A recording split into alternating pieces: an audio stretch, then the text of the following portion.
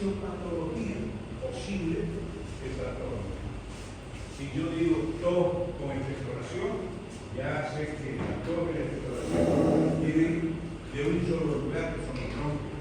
Los bronquios, cuando se inflaman, producen tos, cuando se inflaman, producen flema y se expectora. Entonces, síndrome bronquial, ya tengo yo en mente que la patología está ahí y más o menos la fisiopatología la puedo deducir. De eso se trata. Y la otra parte es la semiotecnia. ¿Qué es la semiotecnia? La técnica que nos enseña semiología para buscar el signo. Y también nos enseña a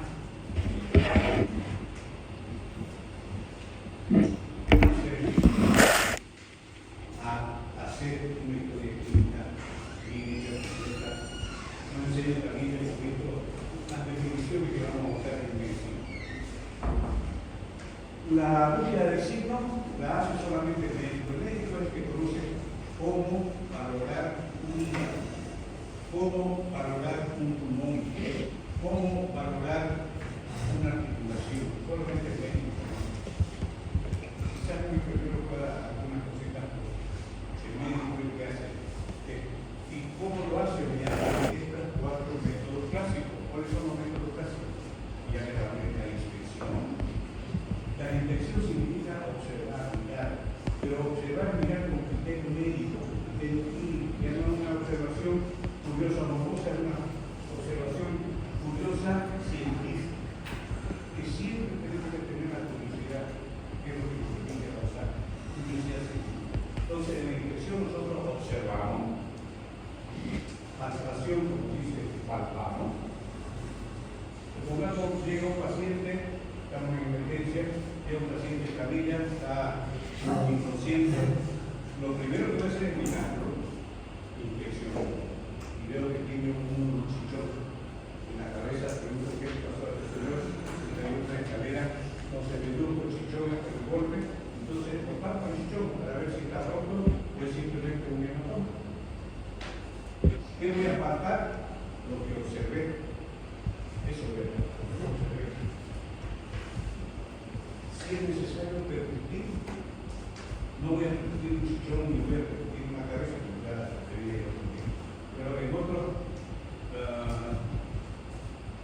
exámenes, como el examen de pulmón, se usa mucho la reproducción en el examen de pulmón. Y por último, tenemos la auscultación. Entonces, estos son los 4 métodos clásicos: inspección, palpación, percusión, auscultación, y siempre se lo hace en ese orden. Inspección, palpación, percusión, auscultación, siempre en ese orden. Inspección, no podemos nosotros palpar si no hemos terminado de hacer una observación completa. Inspección, palpación, percusión, auscultación. ¿Y para qué es la medicina general? La medicina es una actividad centrada en el cuidado del individuo enfermo. Es decir, que nosotros los médicos por ahora curamos enfermedades. En algún momento, más adelante, quizás lo más importante sea prevenir enfermedades. La prevención es mejor que la curación. Pero el objetivo es prevenir y curar. Y eso nos enseña ahora la propedéutica médica y nos vamos a aprender a hacer el técnico.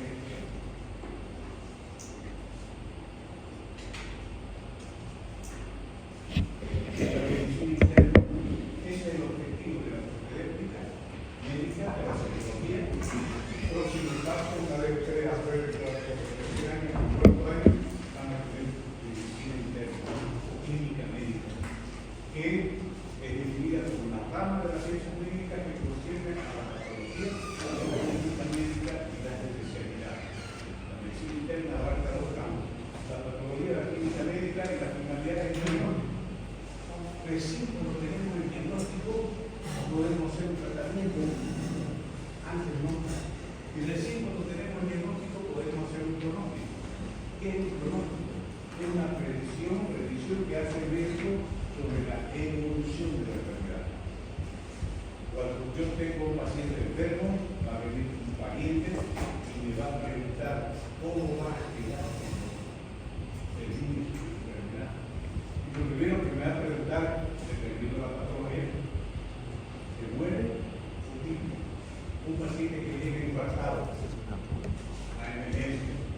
va a venir la esposa, generalmente un hombre que va a venir la esposa, va a venir o no se va a morir.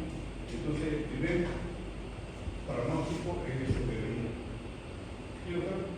Doctor, buenas tardes. Quisiera consultar la semiotecnia, en los métodos, ¿qué tipo de signos veríamos? Por ejemplo, ahora vamos a ver cabeza-cuello.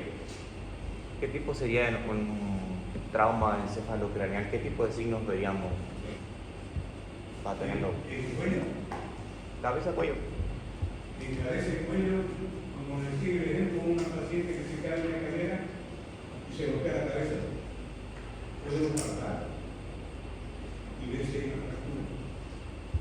Porque cuando hay una fractura podemos movilizar los huesos. O la parte de la fractura tenemos un hematoma. Podemos palpar el hematoma y podemos drenarlo para ver si es sangre o qué otra cosa es. Puede ser también un esfacelo, que se sangre el cuero cabelludo y quede a la vista el cráneo, el hueso del cráneo. Puede ser siempre que hay fractura de cabeza o cualquier lesión a la cabeza, lo primero que hay que hacer es mirar el cuello, porque el cuello es muy delicado, la parte de la columna cervical es muy delicada, y podemos nosotros involuntariamente cercenar la médula espinal y dejar a nuestros pacientes parapléjicos. Hace unos años atrás, dio la casualidad que un señor, un despachón de salía en su Jaguar, 6 de la mañana, y un equipo de una televisión local estaba esperando algo que estaban con todos los equipos y justo pasa este señor a toda velocidad y se cae en el canal. Se cayó con su auto en el canal. Un Jaguar descartado. Cuando cae en el canal, la chica que estaba con él tenía con su cinturón de seguridad, saca el cinturón y ese lo está firmando, saca el cinturón de seguridad y la chica agarra su taco alto y se sale del canal. Y el señor queda en su auto. Y pasaban unos soldaditos, se bajaron los soldaditos, lo agarraron al señor de las manos y de los pies y lo sacaron. El señor tenía una lesión cervical. Cuando sacaron la cabeza así, lo sacaron y el problema una cuarentena. Encerrado y voluntariamente. Y eso dio raíz de que, como era un tipo millonario, fue firmado en vivo y en directo. Hay otras cosas que lo hacía así. Venía de aquí, un roble más grande que el reloj de la catedral. Y cuando estaban subiendo ya a Adauco, de los tacos, ya no había roble. Pero notorio, bueno, así el roble. Y cuando estaban subiendo, ya no había roble. Pareció después, porque era mucha evidencia, lo estaban filmando. Bueno, pues lo que quiero decir es que cuando hay una cualquier lesión, lo primero es prevenir la lesión de la vida de poner a la lesión. Y ese señor al final se murió, y lo recibió una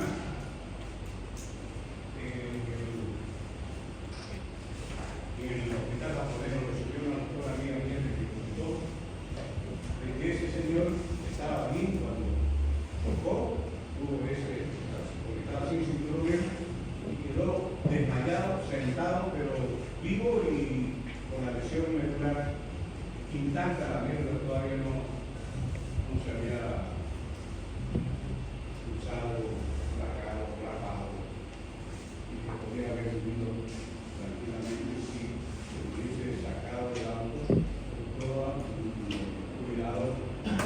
Y mejor el comercio con la luz, por ejemplo, no. O sea, que yo lo que primero que sé es que con la luz, eso es lo que tiene la columna sanitaria. El cuello no tiene que hacer esto y la cadera no tiene que hacer esto para que se funcione la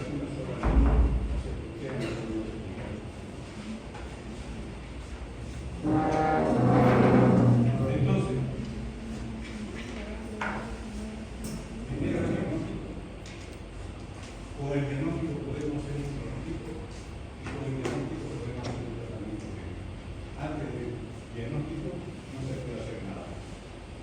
Nosotros lo que vamos a aprender a hacer es un diagnóstico sintomático y diagnóstico médico de las principales entidades médicas, como el hospital de cardio, el hospital de pero los otros diagnósticos de otras enfermedades tocan eran enfermedades. ¿Qué es la propedéutica? Previo al estudio de la patología y de la clínica debe hacerse de la serología, que es parte de la medicina que estudia los signos y los síntomas de las enfermedades. La propedéutica, como dice el PRO, es un estudio que se hace antes de. La propedéutica médica es un estudio que se hace antes de utilizar en la parte de la clínica médica. Para recordar los signos, la seriotecnia. ¿Cuáles son los principales métodos de la seriotecnia? Inspección, palpación, percusión, pulsación.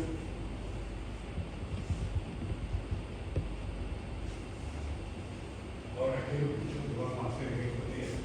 Aprender los principales términos de memoria y entendiéndolo. En el examen, cuando toque, se toma examen para que ustedes puedan aplicar adecuadamente la terminología médica. El estudio de la tecnología que se sujeta a la disposición dentro de una historia clínica es muy importante. Es decir, tienen que saber cómo usarla y en qué momento usarla. Lo más importante, los primeros semanas, es que ustedes aprendan a diferenciar un signo de un signo. ¿Qué es un signo? Un signo es algo objetivo. Eso es lo que está claro, es algo objetivo. Mientras que un síntoma es algo subjetivo. El síntoma lo dice el paciente, lo expresa. El signo, el médico lo ve de algo objetivo. Puede verlo, escucharlo, olerlo, cómo verlo. Digamos que nos llega un paciente inconsciente. Yo me acerco de lo bueno del alcohol, primero voy a pensar que es un poco más alcohólico. Lo vuelvo a orina, como lo vuelvo a tierra mojada, como comida, como preparo. O sea que los datos también hacen diagnóstico. Diferencia entre signo y síntoma. Entonces, signo es algo objetivo, síntoma es algo subjetivo. El paciente no lo cuenta, no lo manifiesta, es algo que no lo ve. Y así hay muchas cosas que son signos y síntomas al mismo tiempo y dependiendo. La fiebre, si me cuenta, anoche tuve fiebre, doctor. Eso es un signo, un síndrome. Es un síndrome, tú lo estás contando. Ahora, así, toma la temperatura donde sea. Y vemos que está aumentada, entonces, eso sí es un signo. Es un signo de peligro. Ya saben que la fiebre es un síndrome según la serología, es un signo según la fisiología. ¿Qué es la fiebre para uno? Es un aumento de la temperatura. Pero para la serología es un signo, llamado síndrome. Y vamos a aprender a formular un diagnóstico sintomático. Para hacer un diagnóstico sintomático tenemos que conocer las bases de la fisiología y de la fisiología. Y con eso nos ayudamos para decir que es un síndrome facial, es un síndrome pulmonar, es un síndrome cardiológico, es un síndrome respiratorio. Dentro de las definiciones tenemos que saber esta definición. ¿Cómo podemos definir una enfermedad? Ya les he explicado de que cada metrito con su librito y que la definición es dependiendo del autor, es variable dependiendo del autor. Hay definiciones bastante complejas y hay definiciones menos complejas, como esta, por ejemplo. que dicen que la enfermedad es una alteración o desviación del estado fisiológico en una o varias partes del cuerpo. Piénsenlo, es así. Así puede ser la enfermedad una desviación de una o varias partes del cuerpo, desviación de un estado fisiológico.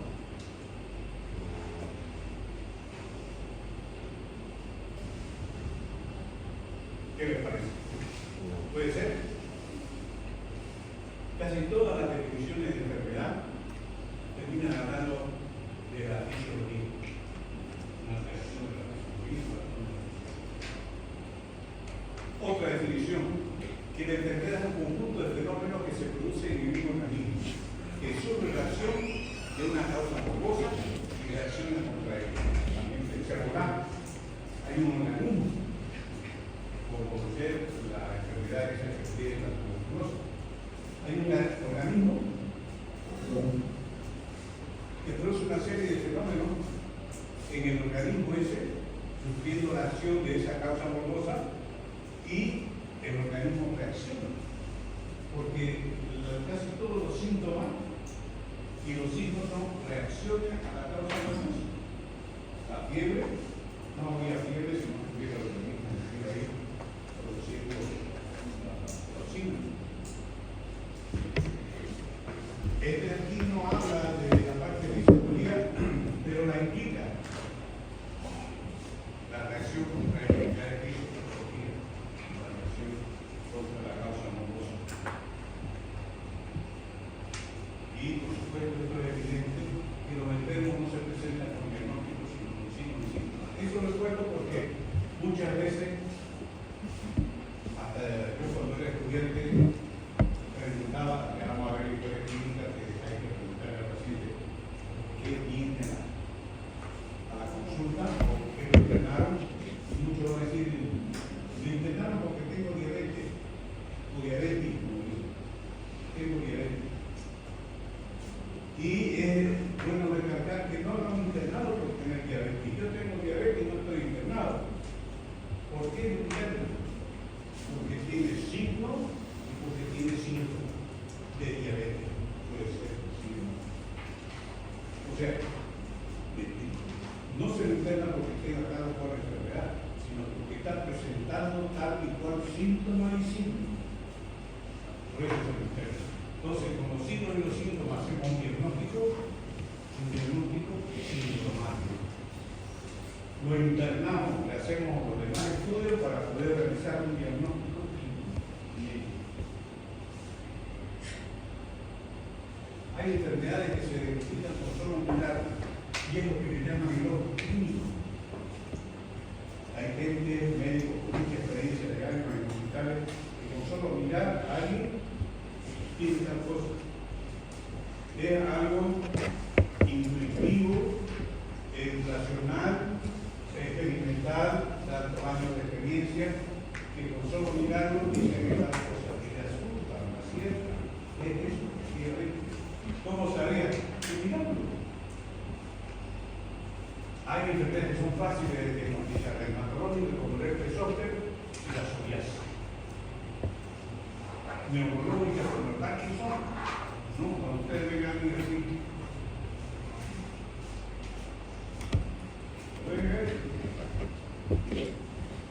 ¿han visto que caminan así? ¿Listo? ¿Qué será eso? Generalmente las enfermedades de una CB, la clínica de una CB, así un cerebro vascular, que le ha paralizado la mitad del cuerpo, en un tiempo, el miembro que estaba paralizado se vuelve rígido y queda como bastón. Eso no se como bastón. Y esto queda así, también, rígido. Entonces, para poder caminar, como está paralizado, todo no tiene las articulaciones, no funcionan, no es decir. Entonces tiene que con la cadera levantar toda la pierna y tirarla para adelante. Y así camina. Se llama marcha en guadaña. No sé si sabrán lo que es una guadaña. Una guadaña como la hoz que está en el escudo de los comunistas, la hoz de partido, y que se usa para cortar arroz, se lo dan el arroz por arriba y hace este movimiento, el mismo movimiento que hace más tiempo, por eso se llama machaque como también. Entonces, con solo verlo ya estamos sabiendo que tuvo una experiencia. Y el Parkinson tiene ese movimiento contador de billetes. Ese contador de billetes está inclinado hacia adelante porque está perdiendo el punto de estabilidad, está inclinado hacia adelante cuando camina.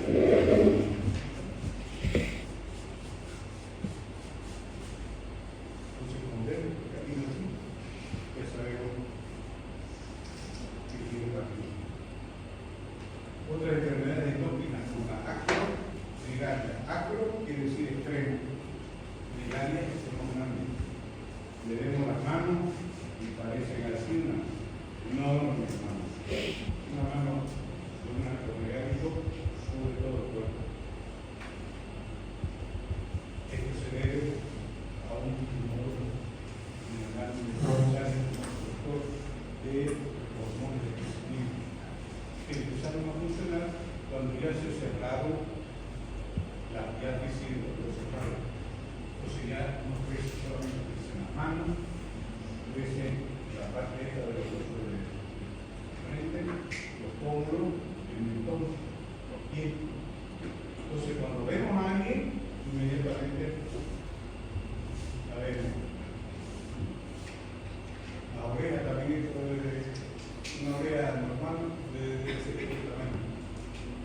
Empieza la oreja, empieza la nariz, empieza el pulmón, la mano, el pulmón. Y este de aquí es un herpes zóster, que también con solo verlo podemos identificar que es herpes zóster. El herpes zóster es una enfermedad producida por el virus del herpes zóster que ataca los nervios y se manifiesta en la distribución del nervio. Entonces, este nervio quiere decir que está bien, está bien. Entonces, el nervio frontal empieza a atacar. Entonces, si lo vemos, inmediatamente lo reconocemos. Sobre todo si es una persona que hemos conocido antes y la vemos después de un tiempo, vamos a notar que se le ha crecido la cara, se le ha crecido las manos, se le ha crecido todo. Esa definición también hay que saber si estamos hablando de enfermedad, hay que saber la salud. También hay innumerables definiciones de salud. Pero la que vamos a tener es la OMS, tiene su historia. Esta definición de la OMS la dieron después de la Segunda Guerra Mundial.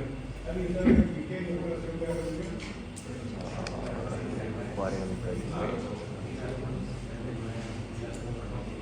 Comenzó en el 49 y terminó en el 45. Murieron más de 100 millones de personas. Y Europa quedó totalmente destruida. Entonces ahí se juntaron para hacer la Organización Mundial de la Salud y las cosas que tenían que hacer era definir qué era la salud.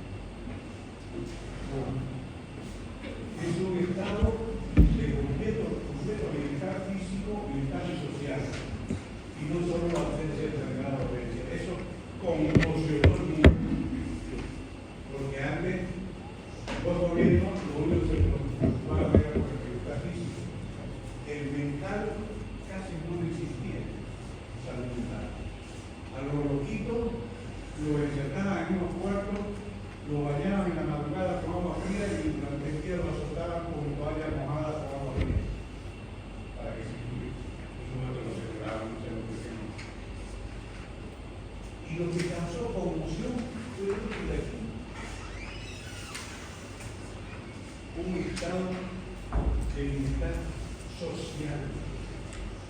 ¿Qué significa un estado de bienestar social?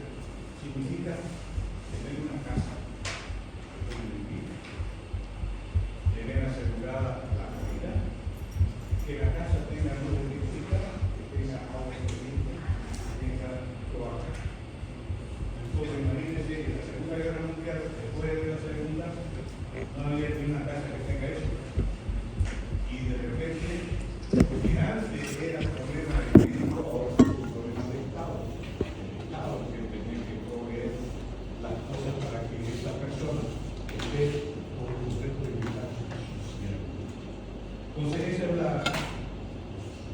definición que yo le voy a preguntar. La salud es un estado de completo bienestar físico, socioeconómico, mental, socioeconómico y social en el estado. Y no solo la ausencia de enfermedad o dolencia. Otra definición, de muchas que he visto sacado las que me parecían más coherentes. La salud es un estado físico en que el organismo ejerce normalmente su función. Entonces, está hablando de fisiología, ¿no? Si las funciones están normales, entonces quiere decir que tienen un buen estado de salud. Pero esto de aquí solamente se refiere a lo físico y a lo mental. Lo social, no. Hay distintos tipos de enfermedades autolimitadas. Por ejemplo, una gripe. Una gripe dice que dura 7 días con tratamiento médico y una semana sin tratamiento médico. Es decir, es autolimitante, se cura sola, termina sola.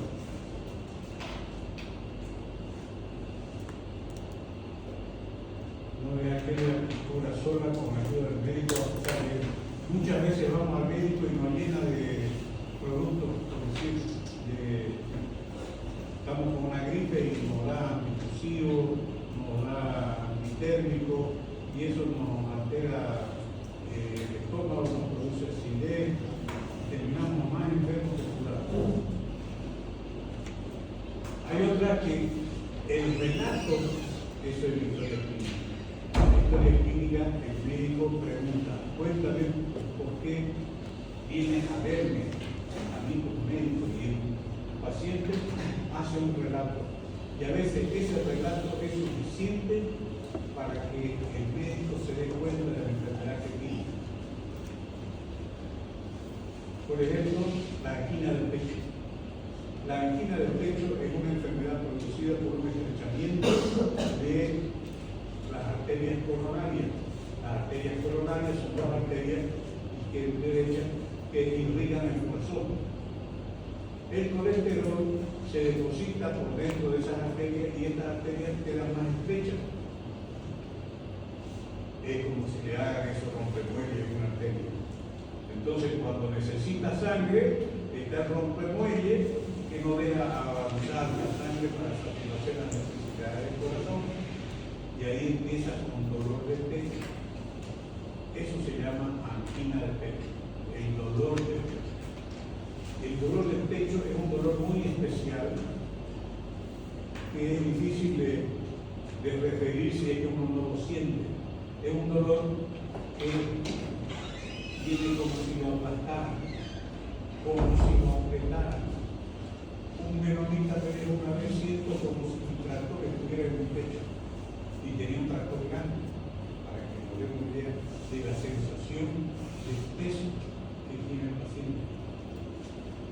Ese dolor se va al hombro izquierdo, al brazo izquierdo, por dentro del brazo izquierdo. Entonces, cuando el paciente relata eso, difícilmente un paciente puede ser tan específico con el dolor como para fingirlo. Tiene que sentirlo. Entonces, cuando lo está expresando, ya yo digo, con todas las características, la angina del pecho es lo que me está relatando, porque con el relato yo estoy haciendo un tema. Igual con el cólico nefrítico. El cólico nefrítico son las piedras en el riñón. El cólico nefrítico empieza cuando una de las piedras se desprende desde el riñón y va por las vías urinarias y produce un dolor como si fuera un parto. Algunos dicen que es como parir un toro cabezón y con alzas astas. Más o menos esa es la comparación del dolor que siente el paciente. Es un dolor indescriptible. Cuando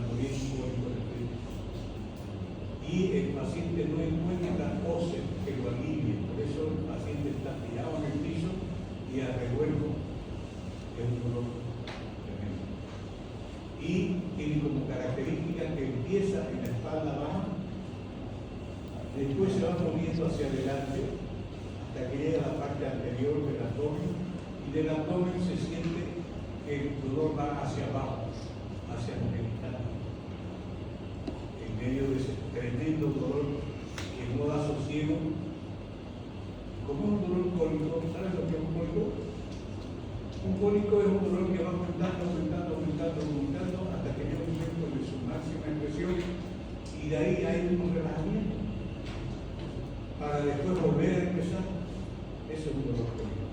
Para sentir dolor cólico tiene que haber víscera hueca. El dolor cólico es específico de víscera hueca. Víscera hueca, claro, el éter o víscera hueca, el útero es víscera hueca, las tripas, el colon, el duodeno, todo eso son vísceras huecas. La vía hepática son vísceras. Entonces, donde haya víscera hueca, si hay una función, hay cólico. Entonces, cólico es un víscera.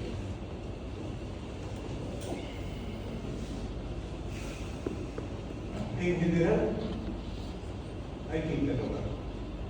Primero interrogar, después examinar para hacer una hipótesis diagnóstica. Interrogar y examinar. Esas son las dos partes de la historia clínica. La historia clínica tiene dos partes importantes. Uno es el interrogatorio, que creo que ya les dije, que dice anamnesis,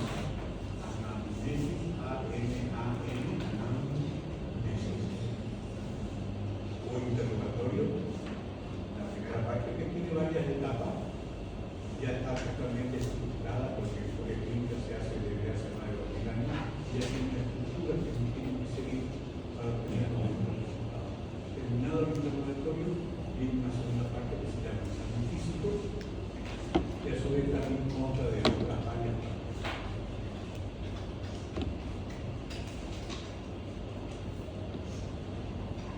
La semiología médica es un capítulo de la patología general que se ocupa del estudio de los signos y síntomas de las enfermedades y sus consecuencias. Esto es un resumen que estamos haciendo. La semiotecnia es un conjunto de procedimientos para obtener los signos y síntomas. O sea que la semiotecnia es la que nos enseña cómo hacer las que se llaman maniobras para obtener los signos. Maniobra para paparío, maniobra para papariñón, maniobra para ajustar el corazón, maniobra para percutir pulmones, todo eso. Quiero que van a aprender en parte de la explicar en ¿qué es un síntoma? Ya no tiene que haber más confusión. Por síntoma se entiende las molestias o sensaciones subjetivas. La palabra clave es subjetivo, sensación subjetiva de la enfermedad que el paciente experimenta y que la gente no puede ver o es difícil de soportar. Ejemplo, dolor, el mejor ejemplo de síntomas, dolor, náusea, también no vemos la náusea. Podemos ver que tiene ganas de vomitar, pero no le vemos la náusea. Entonces no hay que confundir, porque puede tener ganas de vomitar antes de estar con lo que se llama arcada. Esa es la clave, es subjetivo. Dentro de los signos hay uno que se llama signo clínico, manifestación objetivo-física de la enfermedad. Signo clínico. Manifestación objetivo-física de la enfermedad.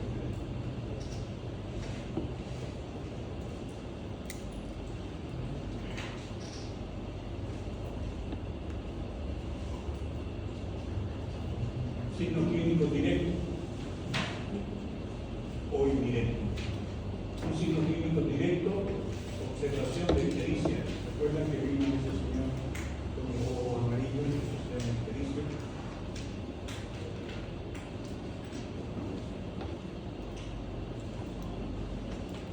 Signo clínico directo, la palpación de un aneurisma abdominal.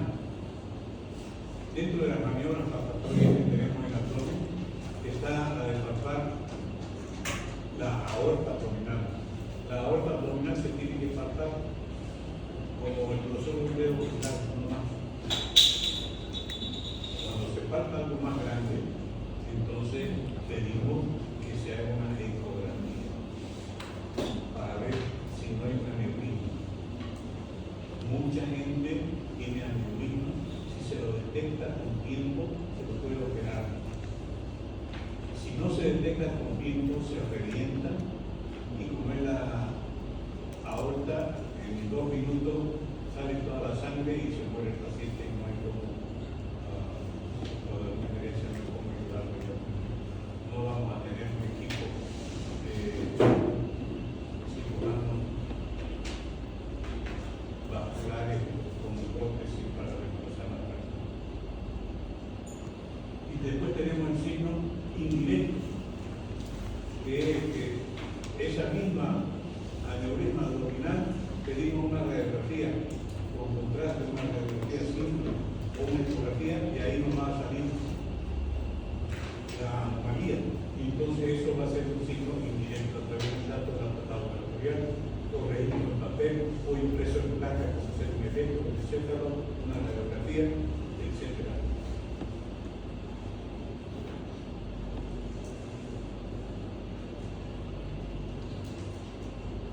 Otra vez el signo es objetivo.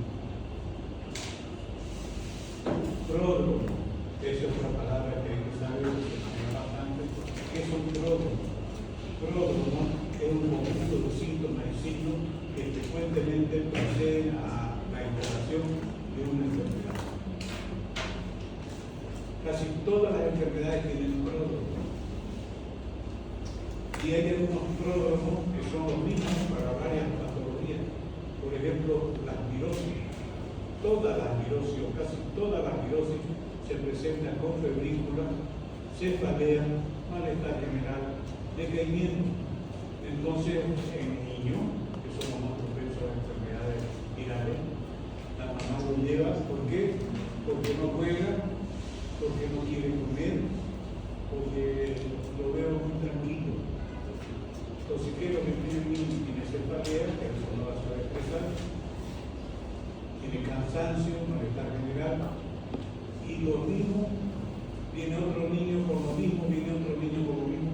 Puede ser que sea la misma enfermedad, como que sea otra enfermedad también atribuida bien. Entonces, los pródromos, conjuntos de síntomas y signos que preceden a la instalación de la enfermedad. Antes de que aparezcan los signos y síntomas de la enfermedad, tienen estos signos y síntomas que son inespecíficos, que no sabemos a qué atribuir. Por eso le llamamos signos y síntomas. Y aquí el síndrome que va a ser la preocupación de algunos síndromes, que es un síndrome, es una agrupación de signos y síntomas que existen en un momento dado y que puede tener diferentes causas. Define un estado morboso. Esa es la definición que está en el libro de Boschamón, definición de síndrome. Pero yo les he explicado que cuando yo pregunto síndrome, 4 cosas me tienen que poner. Y eso es porque quiero que quede claro en la mente de ustedes que un síndrome es un conjunto de signos y síntomas que están relacionados de alguna manera, tienen alguna relación anatómica, fisiológica, neurológica, embrionaria, alguna relación que tenemos que encontrar. Como yo decía, la tos con la expectoración van juntos, la fiebre con dolor de cabeza va juntos, dolor de abdomen con diarrea va juntos, dolor de abdomen con náusea y vómito va juntos. Bueno, entonces, si es un dolor de abdomen con náusea y vómito, ¿de qué se trata? Se trata de un síndrome gastrointestinal. Si es una tos con expectoración mucosa, ¿de qué se trata? De un síndrome bronquial. Para eso me sirve pensar los síntomas y los signos para armarme un síndrome, pero lo hago conociendo la fisiopatología. Por ejemplo, ¿qué síndrome sería este que les voy a decir? Es un síndrome donde el paciente tiene los pies hinchados y donde le cuesta subir grado.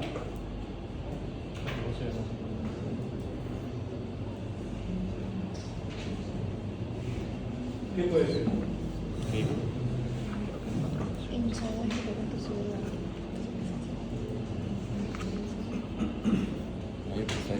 perfusión de líquido poner Ese puede ser un síndrome cardiovascular, una insuficiencia cardíaca congestiva. Tiene como síntomas característicos, como signos característicos, la hinchazón de ambos pies, que se llama edema pénico, y tiene disnea en la falta de aire cuando hace un esfuerzo, disnea de esfuerzo. Entonces el paciente cuenta que quiere subir grada y las primeras gradas las sube bien, pero el segundo piso ya no puede subir porque le falta aire. Eso es una disnea de esfuerzo. El paciente cuenta que cuando se despierta por la mañana, sus pies están normales, están bien, se ponen sus zapatos sin problema, pero en el transcurso del día los pies le empiezan a doler porque se hinchaban y el zapato le queda chico, tiene los pies muy hinchados. Y al final de la tarde, si se llega a sacar los zapatos, ya no se los puede poner, de tan hinchados que están los pies. Entonces, eso, cuando veamos la fisiología de la insuficiencia cardíaca congestiva, vamos a ver que así se manifiesta. Entonces, para agrupar esos signos y esos síntomas y decir es una insuficiencia cardíaca derecha, tengo que conocer la fisiología y la fisiología. Esa es la forma en que los voy a unir a la forma de un síndrome.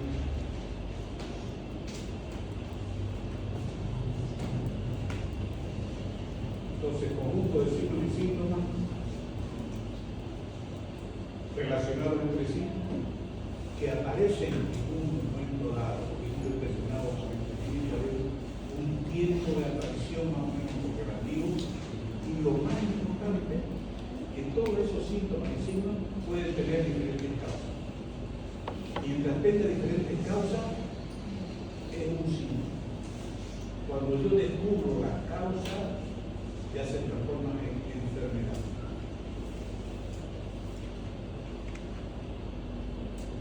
Por ejemplo, el síndrome febril, síndrome esofágico, síndrome meningio, síndrome febril, la fiebre, ya les dije, miles de causas, cientos de causas de fiebre, mientras yo no determine cuál es un síndrome, pero después ya es una enfermedad. Igual el síndrome esofágico, que es dificultad para tragar. ¿Qué produce la dificultad para tragar? Muchas cosas. Síndrome meningio, irritabilidad, dolor de cabeza, cefalea, irritabilidad, llanto, meningio, síndrome meningio. ¿Qué lo produce? También muchas bacterias, muchos virus. Y lo importante entonces es que todos ellos se encuentran entrelazados genética, etiológica o patogenéticamente. Hay una forma de unirlo, ¿no? Entonces, en algunos es fácil porque es una relación anatómica, en otros un poquito más difícil porque es una relación fisiopatológica, en otros más complicado porque es una relación genética o de alguna otra índole. Otro término que hay que saber, diagnóstico. Uno de los fines fundamentales de la clínica médica es hacer un diagnóstico, del que deriva los elementos para el pronóstico y el tratamiento. Ya les he comentado que para hacer un tratamiento tenemos primero que hacer un diagnóstico de enfermedad, diagnóstico etiológico para hacer el tratamiento o hacer un pronóstico. ¿Qué es un pronóstico? Es la predicción que hace el médico sobre la evolución de la enfermedad. Tenemos muchos tipos de pronósticos. Pronóstico del tiempo, pronóstico del fútbol, pero aquí es pronóstico médico.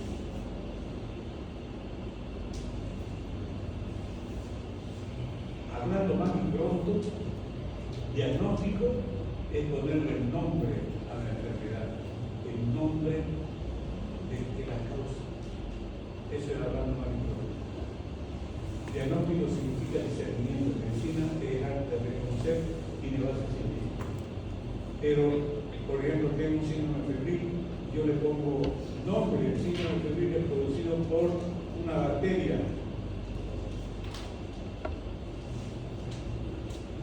La bacteria que produce la tuberculosis. Entonces yo le pongo un nombre y apellido a la enfermedad y ya no sigo.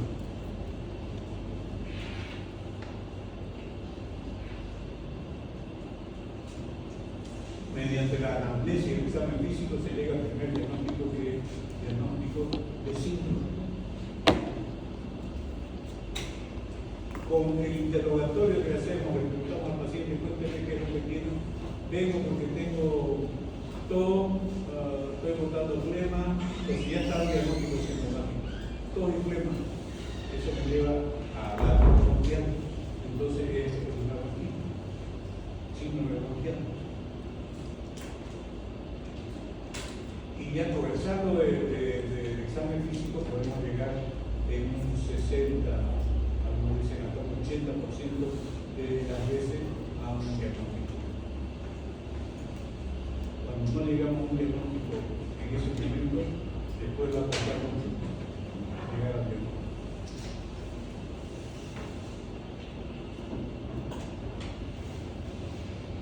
Hay un diagnóstico positivo que damos cuando tenemos datos indiscutibles. Por ejemplo, tenemos la comprobación de una bacteria en el cultivo. Esa bacteria es la bacteria de la tuberculosis, entonces es un dato indiscutible. La enfermedad es tuberculosis. Método inductivo para el síntoma, patogenia y causa. Inductivo, vamos avanzando por etapas hasta llegar a una conclusión. Intuitivo directo es el ojo clínico, es el que vemos al paciente y decimos que esto es, y después el salvo tratar de verificar y comprobar que efectivamente es lo que nos dijo la intuición.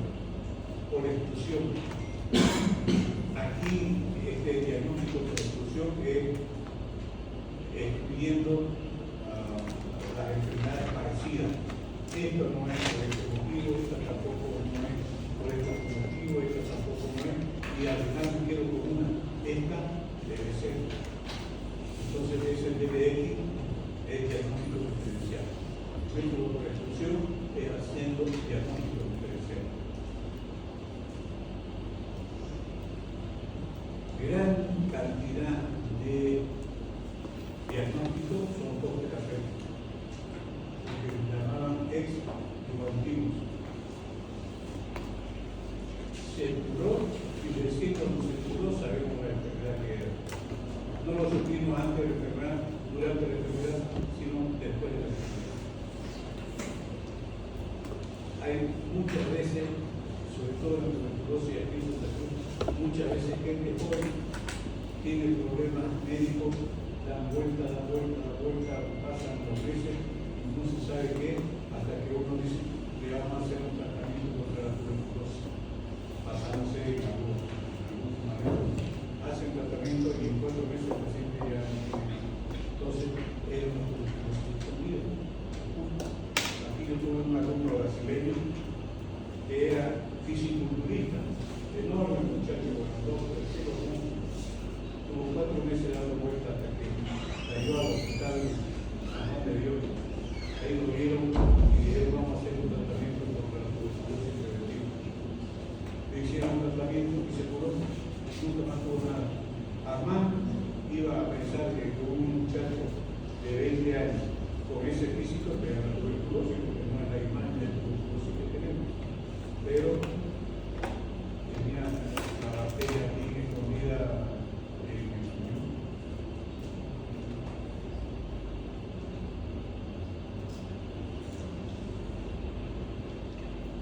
¿Qué es la semiotecnia o propedéutica clínica? Conjunto de métodos de procedimientos principales clínicos para obtener los síntomas y con ellos elaborar el diagnóstico. Eso de otro libro que se llama Sudor, que es un libro que ha servido y sirve todavía a miles de médicos.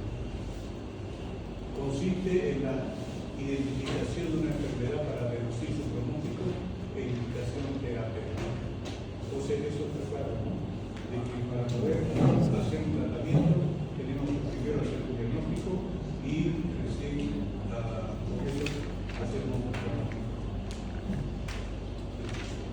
signo patognomónico.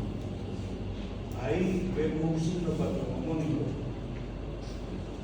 ¿Se ve esa manchita ahí? Esa manchita es un signo patognomónico. ¿Qué significa signo patognomónico? Es una manifestación objetiva tan específica de una enfermedad que por su sola presencia permite asegurar sin duda alguna su diagnóstico. ¿Quedó claro? Es una manifestación objetiva tan específica y única que cuando está ahí quiere decir que esta es su enfermedad. Y aquí ella descubrió un señor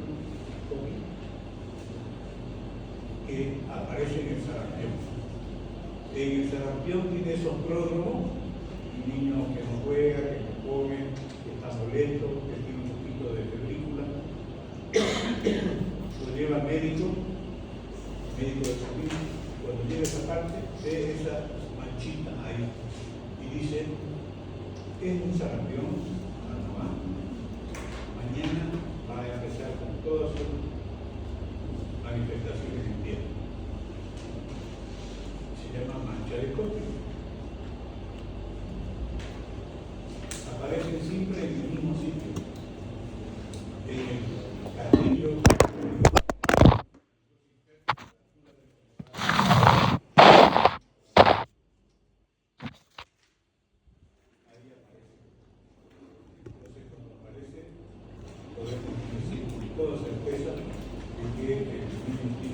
Y que al día siguiente le van a aparecer todas las manifestaciones en la piel. Por eso se llama signo patognomónico, único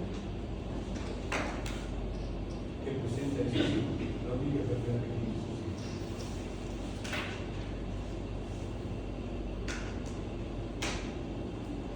Pronóstico es otra de las palabras que hay que saber. ¿Qué es un pronóstico? Es la predicción que hace el médico. Bueno, ahí le falta el pronóstico médico, ¿no? Porque el pronóstico puede ser el pronóstico del tiempo, el pronóstico del fútbol, pero aquí el pronóstico médico.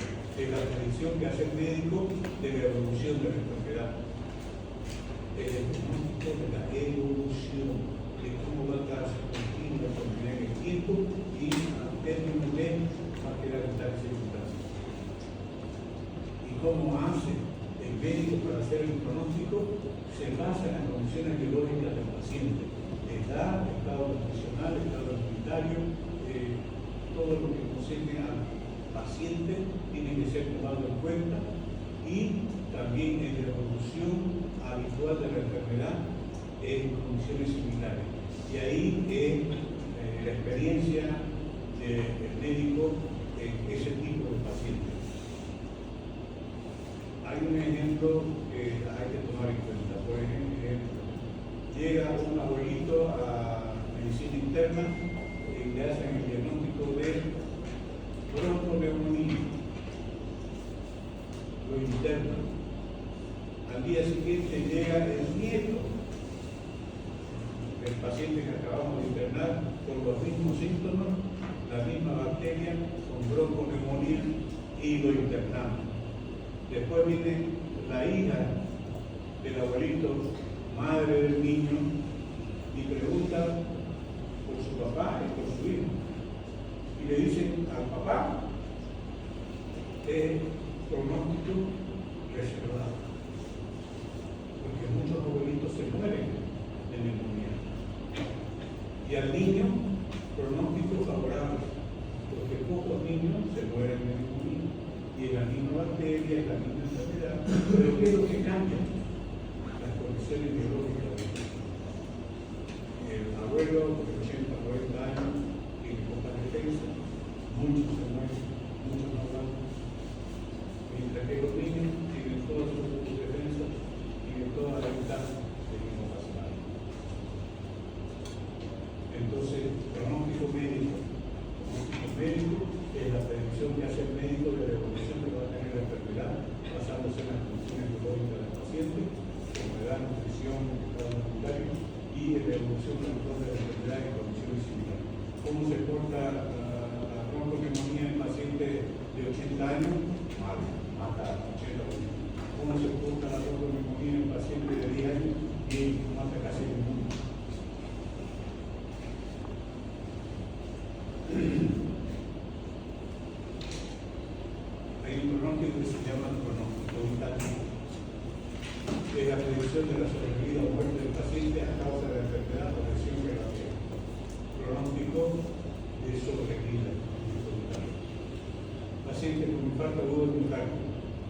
Los parientes preguntan, ¿va a vivir? ¿Qué posibilidad tiene de sobrevivir? Si el estudio muestra que es un microinfarto y al final no fue un infarto, fue una indigestión, la probabilidad de sobrevida es del 100%. Pronóstico funcional. Esto es muy importante en los atletas. Imagínense que Messi se quiebra una pierna. Es un desastre mundial. Porque ahí vamos a preguntar el pronóstico funcional. ¿Cómo va a quedar la pierna de Messi cuando se cure su fractura? Entonces ahí el pronóstico funcional va a quedar bien, va a seguir jugando igual, hasta mejor.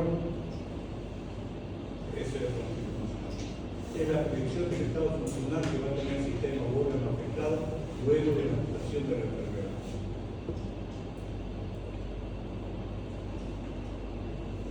Será un pronóstico funcional que preguntan a la mamá. Un niño con pequeñito va a quedar con secuela intelectual, va a quedar boca bien. ¿Por qué preocupa? Esto pregunto. Pronóstico ominoso. ¿Qué significa?